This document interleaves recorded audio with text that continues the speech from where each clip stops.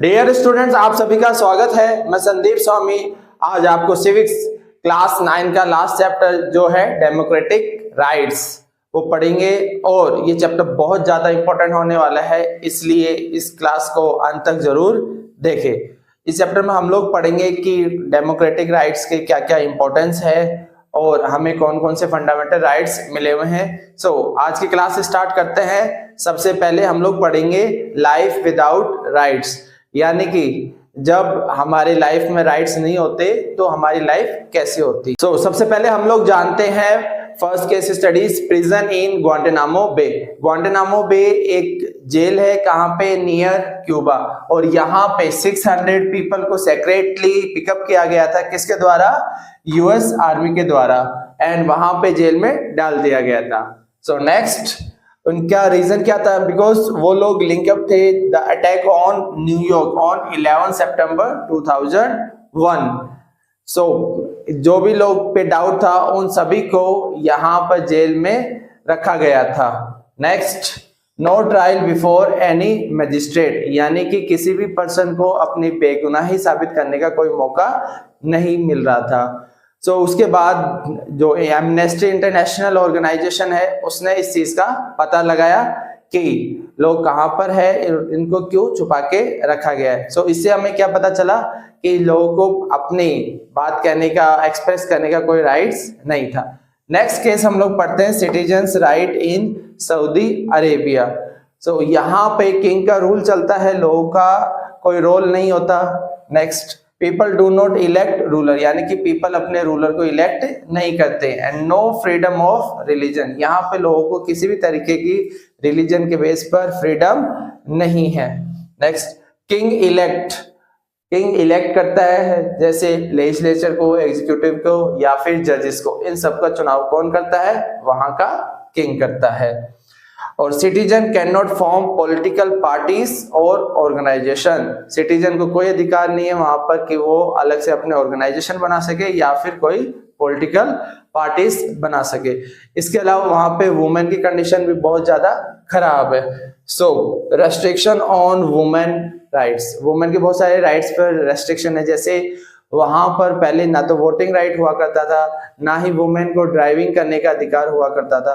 और इसके अलावा वहां पर बहुत सारे उन्होंने रेस्ट्रिक्शन लगा रखी है उनके क्लोथिंग को लेकर और लाइफस्टाइल को लेकर। हमने यहाँ पे देखा कि यहाँ पर जो किंग है वही प्रॉपर तरीके से वहां पे रूल करता है और लोगों के पास में किसी तरीके के वहां पे कोई राइट्स नहीं है। लास्ट केस स्टडी पढ़ते हैं एथनिक मैसेकर इन कोसोवो। कोसोवो यूरोपियन कंट्री का पार्ट है, यूगोस्लोविया वहां का एक पार्ट है जहां पर दो कम्युनिटीज के लोग रहते हैं। मेजोरिटी में है सर्ब्स और माइनॉरिटीज में है अल्बेनियन।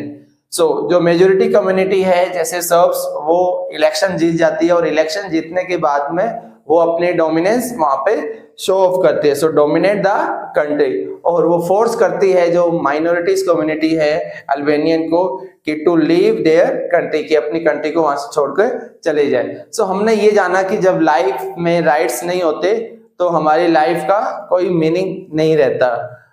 अब हम लोग जानेंगे कि राइट्स क्या होते हैं और इनके क्या क्या इंपॉर्टेंस है। Next topic is rights. Rights क्या होते हैं हम लोग पढ़ते हैं। Rights are basically reasonable claims of person, यानी किसी पर्सन के claim which is recognised by the society, जिसको कौन रिकॉग्नाइज करता है? सोसाइटी।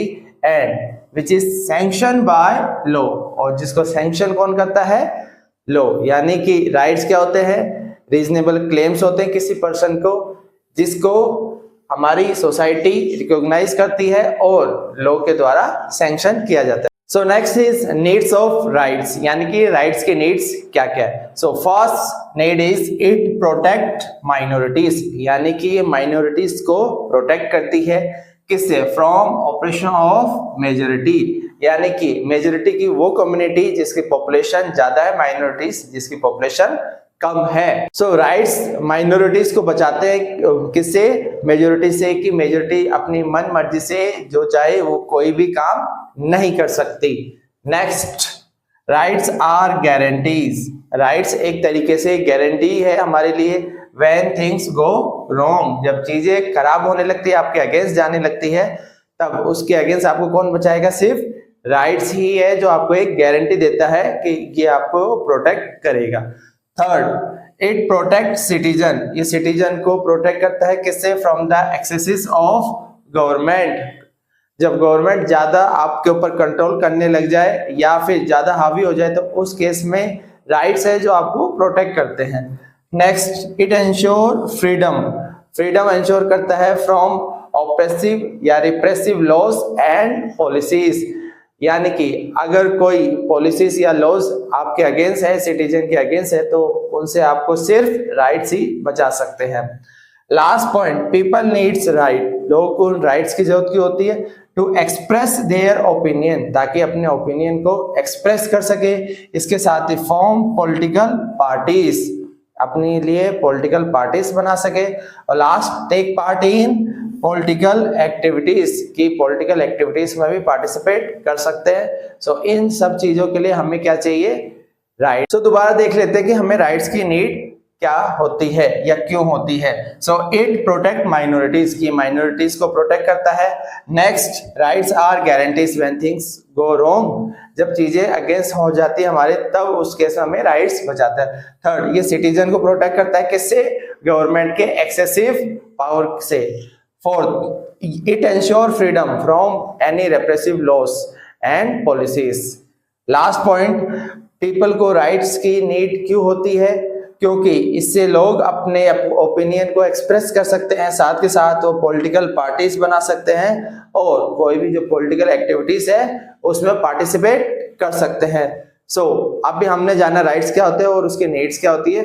अब next topic is fundamental rights.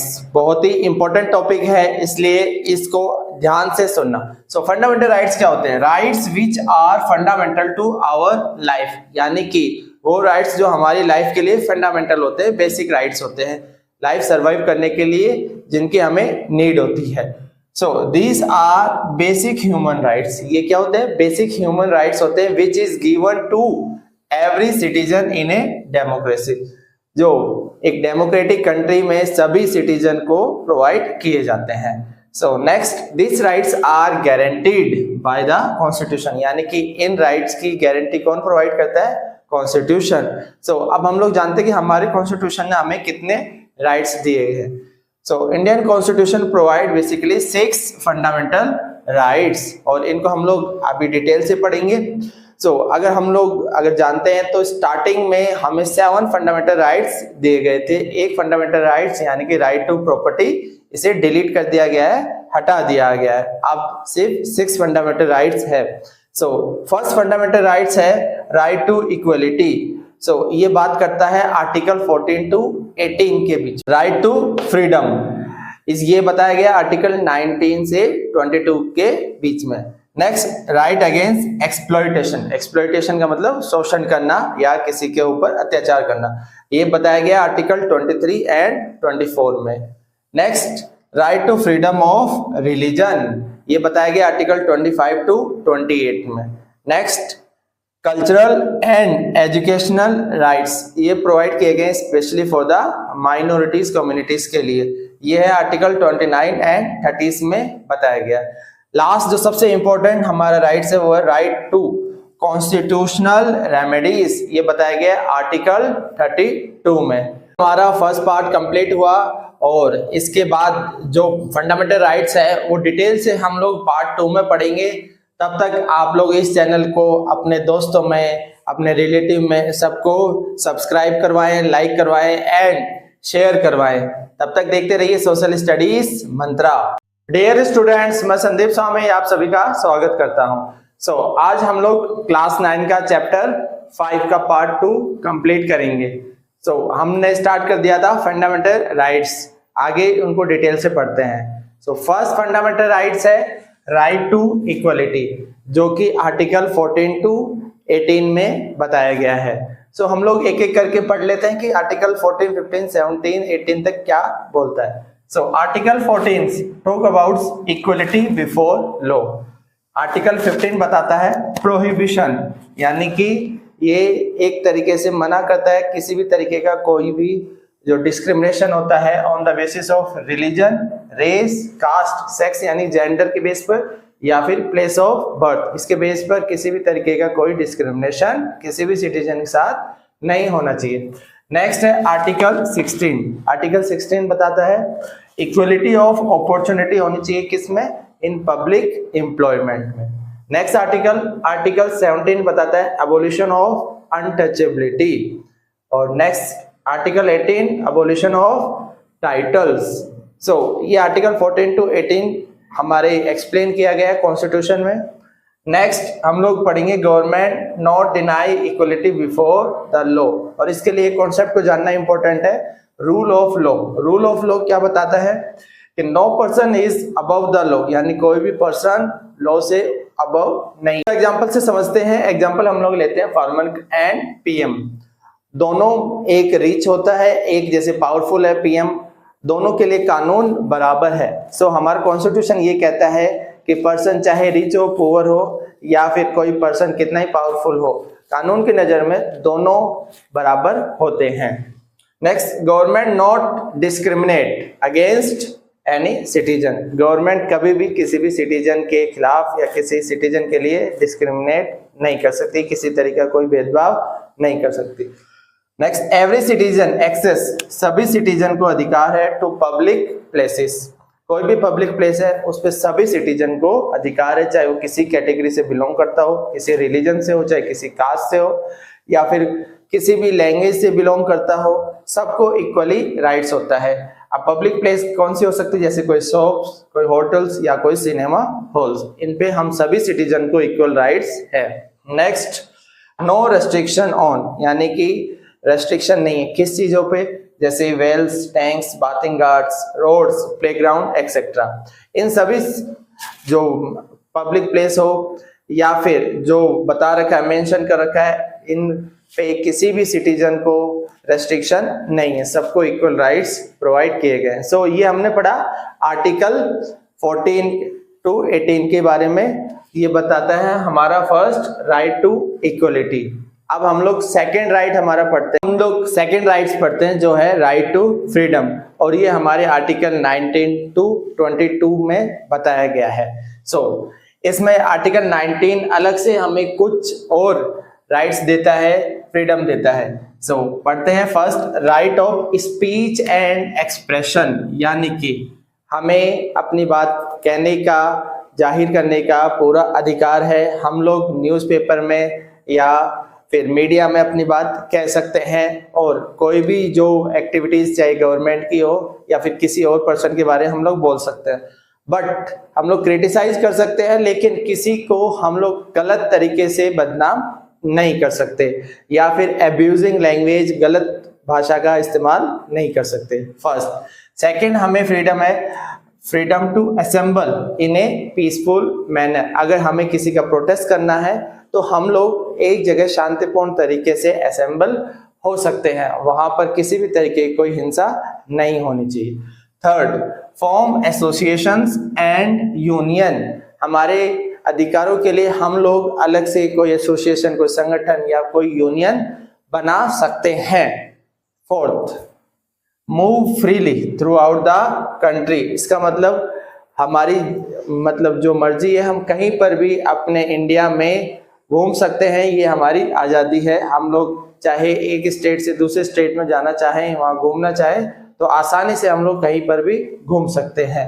Next reside in any part of the country, यानी कि हम लोग हमारी कंट्री में कहीं पर भी परमानेंटली सेटल हो सकते हैं, कहीं पर भी हम लोग प्रॉपर्टी खरीद के वहाँ सेटल हो सकते हैं। नेक्स्ट प्रैक्टिस एनी प्रोफेशन, यानी कि हम अपने चॉइस के अनुसार कोई भी प्रोफेशन प्रैक्टिस कर सकते हैं, कोई भी ऑक्यूपेशन, ट्रेड या बिजनेस स्टार्ट कर सकते हैं, कोई हमें फोर्स नहीं कर सकता।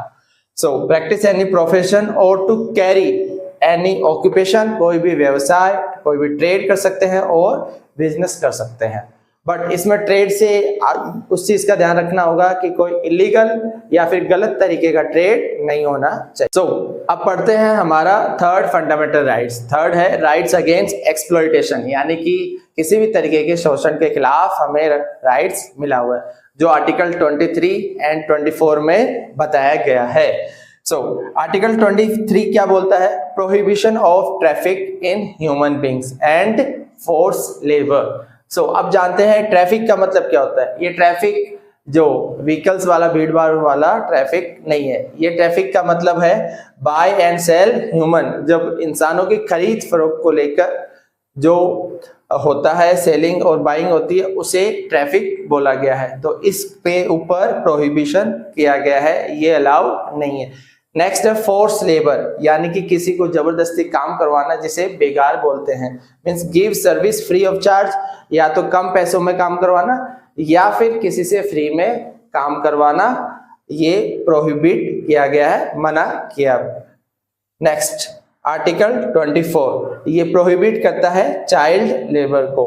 सो आर्टिकल 23 एंड 24 में क्या बताया गया है? Prohibition of trafficking, force labour and child labour, ये तीनों चीजें प्रोहिबिट की गई। सो नेक्स्ट हमारा फोर्थ फंडामेंटल राइट है, right to freedom of religion, जो आर्टिकल 25 से लेकर 28 में मेंशन किया गया है।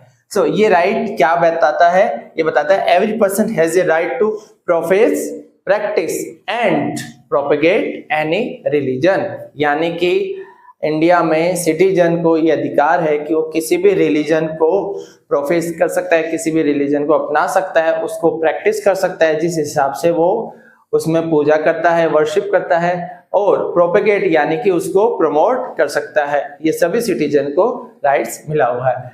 Next, there is no state religion in India, India में कोई भी स्टेट रिलीजन नहीं है, कोई ऑफिशियल रिलीजन नहीं है। All religions are given equal respect, यानी सभी रिलीजन को इक्वल रेस्पेक्ट दी गई है। देयरफॉर हम लोग ये बोल सकते हैं, therefore India is a secular country. India क्या है? एक सेक्युलर कंट्री है। सेक्युलर कंट्री का मतलब होता है वो कंट्री जहां का कोई ऑफिशियल रिलीजन नहीं होता, जहां पे सारे रिलीजन इक्वल होते हैं। So no official religion in India and all religions are equal. So ये हमने जाना right to freedom of religion. Next हमारा राइट है fifth, cultural and educational right, जो बताता है आर्टिकल 29 एंड 30 में। इसमें क्या बताया गया? आर्टिकल 29 बताता है protection of interest of minorities, ये माइनॉरिटीज के इंटरेस्ट को बात करता है। आर्टिकल 30 बताता है right of minorities to establish and administer educational institution, यानी कि आर्टिकल 29 एंड 30 ये माइनॉरिटीज के लिए एजुकेशनल राइट्स की बात करता है और उनको अपने कल्चर को सेव करने के लिए प्रोटेक्शन प्रोवाइड करता है। सो अब हम लोग अपना लास्ट राइट पढ़ते हैं। तो अब हम सिक्स्थ राइट पढ़ेंगे, जो कि लास्ट फंडामेंटल राइट्स है, जो बहुत ही ज्यादा इंपॉर्टेंट है। सो जिसका नाम है राइट टू कॉन्स्टिट्यूशनल रेमेडीज, और ये आर्टिकल 32 में मेंशन किया गया है। ये राइट बताता है कि this right makes other rights effective, यानी कि ये राइट्स अदर राइट्स को इफेक्टिव बनाता है। इसका मतलब अगर ये राइट्स नहीं होता तो बाकी राइट्स का कोई मीनिंग नहीं रहता। So when any of our rights are violated, इसका मतलब जो हमारे 5 राइट्स जो दे रखे हैं, अगर इनका वायलेशन होता है तो उस केस में सिटीजन को ये राइट है कि वो डायरेक्टली अप्रोच कर सकते हैं सुप्रीम कोर्ट या फिर High Court. Then citizen can directly approach to Supreme Court and the High Court. That's why doctor BR Ambedkar ji ने इस राइट को बहुत ही ज्यादा इंपॉर्टेंट माना है और इसको बोला गया है heart and soul of our constitution. So very very important. So हमारे कॉन्स्टिट्यूशन के हार्ट एंड सोल कौन सा राइट है? लास्ट फंडामेंटल राइट्स, जो कि है राइट टू कॉन्स्टिट्यूशनल रेमेडीज। सो इस तरीके से हमने हमारे सारे 6 फंडामेंटल राइट्स को कंप्लीट कर लिया है। सो बाकी के कुछ जो टॉपिक रह गए हैं वो हम लोग नेक्स्ट पार्ट में कंप्लीट करेंगे। तब तक आप इस वीडियो को अपने दोस्तों में लाइक करें, शेयर करें एंड सब्सक्राइब करना ना भूलें। डियर स्टूडेंट्स, मैं संदीप स्वामी आप सभी का स्वागत करता हूं। सो हम लोग क्लास 9 के सिविक्स को पढ़ रहे थे, जिसका लास्ट चैप्टर 5 डेमोक्रेटिक राइट्स, और आज हम इसका पार्ट 3 कंप्लीट कर लेंगे। इस तरीके से हमारी सिविक्स आज कंप्लीट हो जाएगी। सो आज की क्लास के स्टार्ट करते हैं और आज हम लोग पढ़ेंगे NHRC के बारे में। सो NHRC क्या है? NHRC की फुल फॉर्म है नेशनल ह्यूमन राइट्स कमीशन। ये क्या काम करता है? It works for the human rights and human dignity. इसका मतलब ये ह्यूमन राइट्स के लिए काम करता है, और अगर कहीं भी ह्यूमन डिग्निटी को हर्ट किया जा रहा है या फिर ह्यूमन की बेसिक नीड्स को फुलफिल नहीं किया जा रहा, तो वो उनके लिए काम करता है। Next, it is an independent commission. ये एक इंडिपेंडेंट कमीशन है, और इसको कब स्टैब्लिश किया गया था? It is establish in 1993 by law, यानी कानून के द्वारा इसको 93 में स्टैब्लिश किया गया था। अब हम लोग देखते हैं इसको अपॉइंट कौन करता है और इसके कौन कौन से मेंबर है। अपॉइंटमेंट, बेसिकली इसको अपॉइंट करता है प्रेसिडेंट, और इसके जो मेंबर्स है उसके अंतर्गत आते हैं रिटायर्ड जजेस, ऑफिसर्स या फिर इमिनेंट सिटीजन्स। इमिनेंट सिटीजन कौन होते हैं? इमिनेंट सिटीजन में आते हैं आपके फेमस जो पर्सन होते हैं वो आते हैं, जैसे इंडिया में कैलाश सत्यार्थी, उन्होंने बहुत अच्छा काम किया था ह्यूमन सोसाइटी के लिए, उनको नोबेल पीस प्राइज मिल चुका है। नेक्स्ट, नो जुडिशियल पावर, इनके पास कोई भी जुडिशियल पावर नहीं है। NHRC can not punish the guilty, ये जजेस की तरह ये किसी को भी पनिश नहीं कर सकता। ये क्या काम करता है? Basically it make independent inquiry, ये जांच करता है और प्रॉपर चेक करता है कि ह्यूमन राइट्स को फॉलो किया जा रहा है या नहीं। In case of violation of human rights ये इंक्वायरी करता है। अब हम इसकी पावर्स देखते हैं, क्या क्या इसकी पावर्स है। Powers, first, it can summon witnesses, यानी कि जो गवाह है उसको ये बुला सकता है, उसे कुछ भी पूछ सकता है उसकी हेल्प के लिए। Next, it can question any government officers, कोई भी जो गवर्नमेंट ऑफिसर है उससे ये इंक्वायरी के टाइम पर क्वेश्चन पूछ सकता है। Third, it can demand any official paper, जो भी ऑफिशियल पेपर्स जो रिलेटेड है उनको ये मांग सकता है और उनकी जांच कर सकता है। लास्ट, सबसे important, it can visit any prison यानी कि जेल, ये जेल में भी जाके विजिट कर सकता है for on the spot inquiry, और वहां पर चेक कर सकता है कि जो जेल के अंदर क्रिमिनल्स है उनको प्रॉपर तरीके से ह्यूमन राइट्स फॉलो किए जा रहे हैं या नहीं। इसका मतलब उनके साथ मिसबिहेव किया जा रहा है, या फिर वहां पर ऐसा कोई कैदी है जो गलत तरीके से वहां पर फंसाया गया है और उसकी किसी ने हेल्प नहीं की है। उस केस में NHRC वहां पर जाकर विजिट करके उसको न्याय दिलाने का काम कर सकता है। बट इस चीज का ध्यान रखना, वो इंक्वायरी करता है, वो रिकमेंड करता है, बट ये कभी भी किसी को सजा नहीं सुना सकता। अब हम लोग नेक्स्ट टॉपिक देखते हैं। अब हम लोग नेक्स्ट टॉपिक पढ़ते हैं जो है राइट टू प्रॉपर्टी। पहले ये हमारा फंडामेंटल राइट्स हुआ करता था, लेकिन उसके बाद गवर्नमेंट ने अमेंडमेंट करके इस राइट को डिलीट कर दिया। पढ़ते हैं, right to property, the constitution originally provided under article 19 and specifically इसके लिए एक अलग से आर्टिकल था, आर्टिकल 31 में ये मेंशन था। इसका मतलब ये पहले हमारा फंडामेंटल राइट्स हुआ करता था। Next, 44th amendment act of 1978 abolish it. इसका मतलब 44th अमेंडमेंट एक्ट ने जो आया था 1978 में इस फंडामेंटल राइट्स को डिलीट कर दिया, and it made a legal right under article 300A, और इसको एक लीगल राइट बना दिया under article 300A। Next, expanding scope of rights, ये हमारा लास्ट टॉपिक होगा। इसका मतलब ये है कि जो राइट का स्कोप है वो इंक्रीज होता जा रहा है। आपसे क्वेश्चन पूछते हैं, क्या फंडामेंटल राइट्स ही मिले हुए, इसके अलावा और कोई राइट्स नहीं है?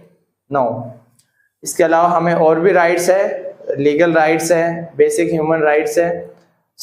ये जो राइट्स है वो धीरे धीरे एज पर द रिक्वायरमेंट ये चेंज होते रहते हैं और इंक्रीज होते रहते हैं।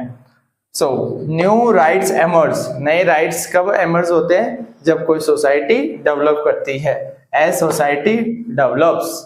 Next point, court gave judgement, जब कोर्ट जजमेंट देता है तो वो इन राइट को एक्सपेंड कर देता है। to expand the scope of rights. Fundamental rights are the source of all rights. जो भी rights और new rights से derive होते हैं वो सारे की source क्या माना गया है? Fundamental rights. So many rights derive from the fundamental rights. ऐसे कौन कौन से rights है जो fundamental rights से derive हुए हैं? जैसे right to freedom of press, ये हमारे right to speech and expression से लिया गया है। इसके अलावा right to education, right to food and next right to information, और लास्ट जो राइट टू प्राइवेसी। सो ये सब फंडामेंटल राइट से डिराइव किए गए हैं। सो अब हम लोग नेक्स्ट पर अब हम लोग जो अपना टॉपिक अभी चल रहा था एक्सपेंडिंग स्कोप ऑफ राइट्स, उसमें एक टॉपिक और बचता है जो है international covenant on economic, social and cultural right. लोग जानते हैं मीनिंग ऑफ कॉन्वेनेंट। कॉन्वेनेंट का मतलब होता है एक तरीके का प्रोमिसरी नोट या फिर obligation.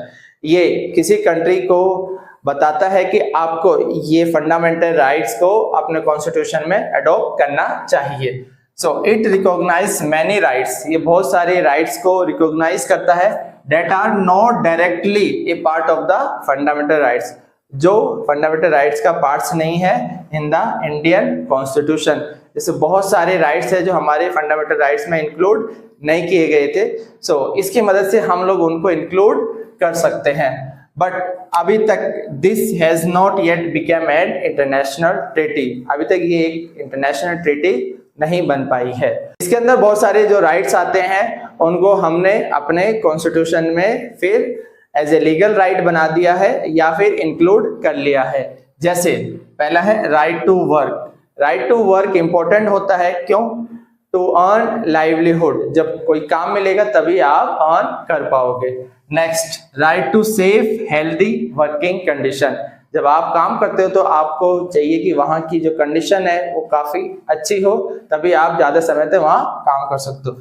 Next right to educate standard of living, कि हमें प्रॉपर तरीके से स्टैंडर्ड ऑफ लिविंग चाहिए। जैसे एडुकेट फूड चाहिए हमें, प्रॉपर क्लोथिंग और साथ के साथ हाउसिंग, ये सब चीजों की हमें रिक्वायरमेंट होती है।